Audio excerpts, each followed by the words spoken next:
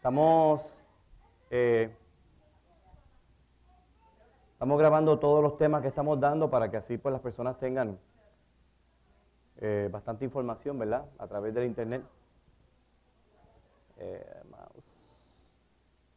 Mouse pointer. Ajá. Ok, esto se ve bien.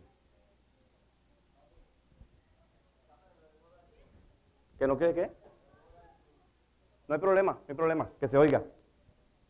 Ok, el tema que vamos a estar tocando esta semana, como ya yo ha comenzado, es en esta reflexión de la parashá. Estamos trabajando con Saharía. Y como ya yo pues hemos hecho el análisis de la parashá, y en sí lo que queremos ahora es dejar una reflexión en la mente de ustedes. Así como yo he hablado de la enfermedad, ¿verdad? Hablamos primero y los niños se enfocaron. Saludo a todas las personas que nos están viendo a través de internet. Sabe que los niños se enfocaron y al principio de la parashá es la filantropía y la habilidad de dar, ¿verdad? Sabemos que algunas personas tienen habilidad de dar y quizás lo que puedan dar es una palomita. En el caso de la mujer, pues había algunas que podían dar más que una palomita. Y el Eterno decía, está perfecto. Y en el caso de otros, lo que podían dar era, pues podían dar más y podían dar un cordero. Y el Eterno decía, está perfecto. Exactamente lo mismo que le decía a uno, le decía al otro. Está perfecto que dé la palomita y está perfecto que dé el cordero. Y lo importante no era lo que daba, sino la calidad con que lo daba. O sea, la calidad con que lo daba era bien importante. Y lo que estamos viendo aquí es que cuando el Eterno mira la ofrenda, no mira lo grande de la ofrenda, sino el corazón que da la ofrenda. El corazón que da la ofrenda. Y creo que esa parte de la parashá Saharía ya básicamente nos da una clave de por qué el comienzo de esa parashá. La otra parte, pues sabemos que habla de lo de la enfermedad, ¿verdad? La enfermedad de lo que en español se conoce como lepra, ¿verdad? Y en hebreo, ¿verdad? Se conoce como tzara, ¿verdad? Tzara.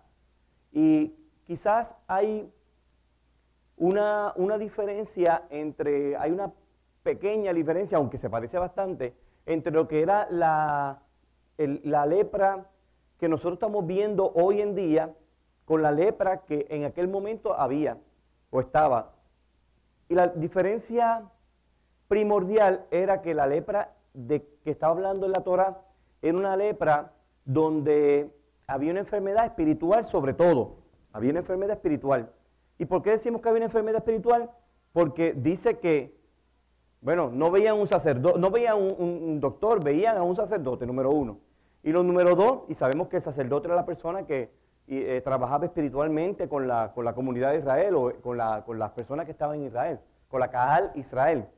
Y entonces vemos algo también interesante, y es que le daba que a la casa tenía lepra, a la ropa tenía lepra, y vi un montón de cosas con lepra.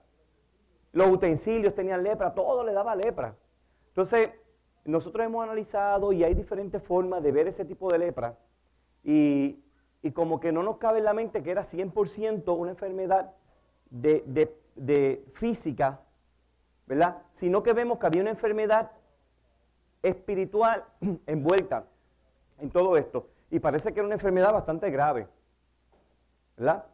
Y esa enfermedad tiene que ver con lo que se llama el chisme, la lashon hara, ¿verdad? O sea, yo recuerdo una vez cuando en un momento dado los primeros maestros que tuvimos de Torah, él nos comentaba de que la lashon hara no es solamente hablar mal de otra persona, sino hablar algo que pudiera ocasionar algún daño. Por ejemplo, vamos a ver este punto de vista. Yo puedo decir algo bueno, buenísimo, tremendo, pero increíble de cierta persona. Y empiezo a hablar bien y bien, todo lo que yo conozco bien. ¿Cómo ustedes creen que se van a sentir los demás? Al principio, ay, qué lindo, yo pienso también eso de ellos. Oh, qué lindo, es verdad. Espérate. No, eso quizás no es verdad. Eso no es verdad. Ahora sí que Y termina la persona con un celo, una envidia y un rencor y un odio, porque entiende que yo estoy diciendo cosas que yo quizás no conozco bien y esa persona no tiene ese corazón tan limpio. Entonces se crea como una tensión en la cual quizás yo dije algo de buena forma, pero se alimentó lo que se conoce como la Lashon Hara. Y por eso es que si podemos decir muchas cosas bonitas de muchas personas, y buenas, ¿verdad? Pero si tenemos las enseñanzas de nuestro maestro dijo que el único bueno, ¿quién era? Hashem, el Padre. El único bueno es el Padre.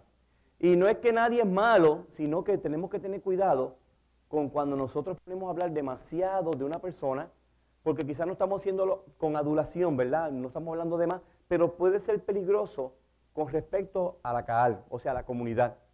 Y eso tenemos que tener mucha precaución de no caer entonces en que lo que estamos diciendo, que es algo bonito, no es la Lashon Hara, se convierta en la Lashon Hara. Doña Gladys, ¿usted va a decir algo?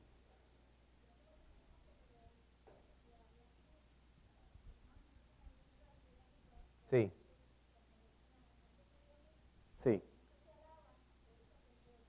claro, exactamente. A veces tenemos que tener cuidado porque demasiado, pues entonces se echa a perder porque si no somos nosotros, alguien va a pensar mal. ¿Ve? Y sería bueno siempre decirle las cosas. Por ejemplo, ustedes lo saben con los hijos. Si ustedes le dicen mucho a un hijo algo bueno, el otro lo escucha y entonces se pone triste, pues dice, ¿será que yo no tengo? Y nosotros debemos desarrollar en los hijos lo positivo de ellos, pero sin tratar de que los demás entiendan de que ellos quizás no son tan fuertes, tienen esas debilidades, porque cuando uno le dice que alguien es bueno en algo, pues entonces el otro dice, pues yo no soy bueno en eso. ¿Ves? Y tenemos que tener pues a veces cierto cuidado. Como estaba mencionando Joe, trataba de decoloración y todo esto. ¿Qué pasa? Yo me pongo a pensar, es tan fácil caer en la Lashon Hara, ¿verdad? Que era uno de los puntos más importantes por la cual le daba lepra, porque tenemos el caso de Miriam. Vamos a hablar rapidito. Pensamos en Miriam. Miriam no le gustaba la mujer de Moshe, ¿verdad? ¿Y qué pasó? Se llenó de lepra. Entonces, eso es un caso que, aunque sabemos que esa lepra no nos va a dar, no nos vamos a decolorar, ni nos vamos a poner también así de esa forma, pero ¿sabe qué? Un comentario negativo de un hermano puede hacer que la otra persona, el otro hermano, se sienta con odio, con coraje con esa otra persona. Entonces nosotros tenemos que tratar de tener mucho cuidado en no caer en la enfermedad que era considerada como Sara en aquel tiempo, ¿verdad?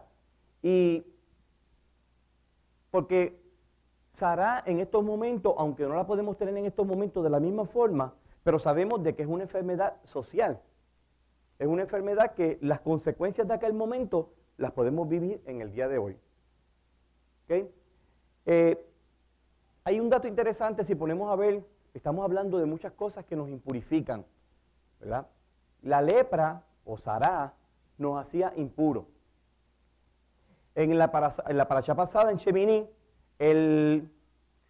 los cuerpos muertos de animales nos hacían impuros. Los cuerpos muertos de personas nos hacían impuros. Tocar esos diferentes elementos, ¿verdad? De algo muerto nos hace impuro, pero es impuro de sucio, asqueroso, muerto, o comerlo definitivamente. No podemos comer nada que esté impuro, ¿verdad? O que nos sea impuro para nosotros, por eso se habló de kosher en aquel momento, o apto para Israel comer. O todos los que tenemos la fe de Israel. Y nos hablaba de algo, y era que si nosotros tocamos o tenemos contacto con algo que haya sido relacionado con la muerte, nos convertimos impuros. Pero no es la impureza que estamos acostumbrados a ver, que es la impureza física de, mira qué impuro está lleno de sangre, o está lleno de asquerosidad, o algo que es impuro, que si lo tocas te impurificas tú. No es ese tipo de impureza, sino la impureza espiritual.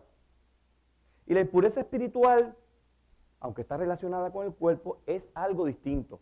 Por eso es que cuando la mujer está en nidá o en menstruación, al estar es un estado, no está impura, es lo que se conoce en hebreo como tamé. La palabra tamé no significa impuro, como puede estar alguien que tiene alguna enfermedad que se pegue. ¿Alguien me puede decir? ¿Perdón? HIV, pero quizás algo que sea contacto físico, varicela, Cuidado que se te puede pegar. ¿Cuál era una que en el tiempo de antes había que se pegaba? La fiebre negra, y todas estas enfermedades que se pegan. Tuberculosis se pegaba, ¿verdad? Tuberculosis, exacto. Pues todas estas enfermedades eran enfermedades que si una persona estaba llena de esa enfermedad, estaba impura y si te tocaba, se contaminaba. Estas enfermedades espirituales tienen que ver con sucesos de muerte, ¿verdad? Ya sea en la persona, porque sabemos que cada vez que un óvulo muere, la mujer se siente, hay un estado de tristeza porque ahí había vida, ahí podría nacer una nueva criatura. Y pues el Eterno decidió que iba a terminar y se considera por una persona que está tamé, una mujer que está tamé.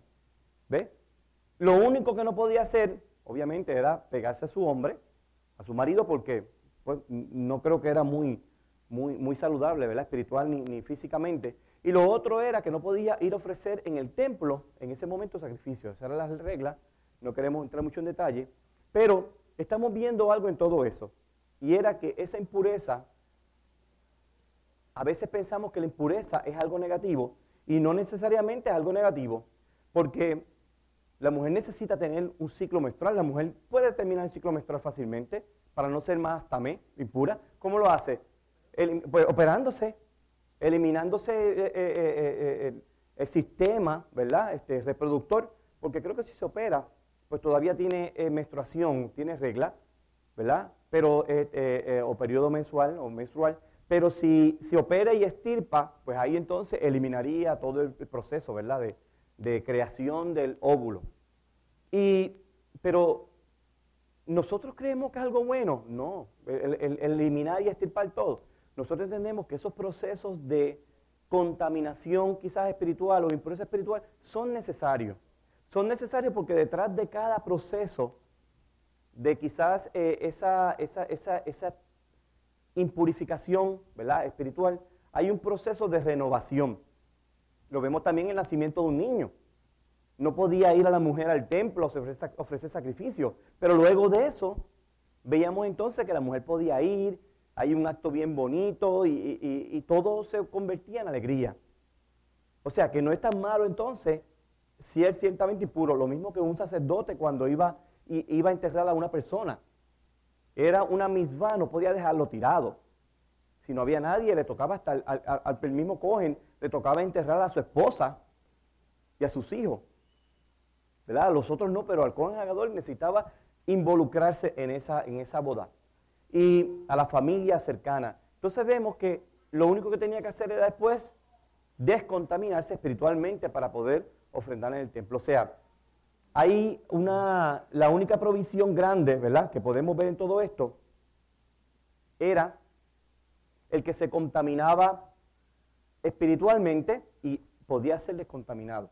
Ahora, si nosotros vamos a ver algo que sí, definitivamente es algo impuro, ¿verdad?, tanto en el tiempo del templo, que se podía ver entonces, y en el tiempo que iban en el desierto, podíamos verlo entonces como pues la zará, ¿verdad? Eso era lo que era impuro. Y sabíamos que era impuro porque tenía que pasar al cohen. Y lo vemos en el tiempo de Yeshua para el segundo templo, que le decía, tiene que ir allá, tú estás sano de lepra o de zará. Lepra puede ser una palabra ambivalente o tiene mucho significado, pero zará es una. Y le decía, tú estás sano de zará, pero tienes que ir al cohen hagadol para que te vea y lo certifique. O sea que era bien importante esa certificación. Lavaba la ropa, se afeitaba completo, había un proceso, ¿verdad?, de sumergirse en el Big B y la tevilá para entonces quedara totalmente limpio. Y eso pues ya yo lo he explicado perfectamente. Ahora, volvemos de nuevo al caso de Miriam. Y es lo que nos concierne a nosotros, porque es lo que puede pasar hoy con nosotros.